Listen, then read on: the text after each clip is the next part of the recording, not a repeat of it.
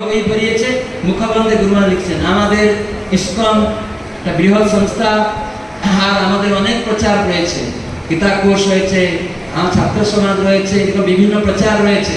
কিন্তু নামহট্ট প্রচার হচ্ছে মূল প্রচার, তাকে ভিত্তি করেই সমস্ত প্রচার, অতএব সমস্ত প্রচারই নামহট্ট প্রচার। এই জন্য কেউ গীতা কোষ প্রচার করছে মানে ওটা নামহট্ট প্রচারই করছে। কিন্তু আপনি নামহট্ট থেকে গীতা কোষে যাওয়ার কি দরকার আছে? গীতা থেকে আপনি নামহট্টে আসা কি দরকার আছে? ওখানে করুন না। যদি কিছু অসুবিধা পরস্পর মধ্যে আলোচনা করে নিন, এই সমাধান করে ওইখানে সেবা করুন, ত্যাগ করতে হবে কেন?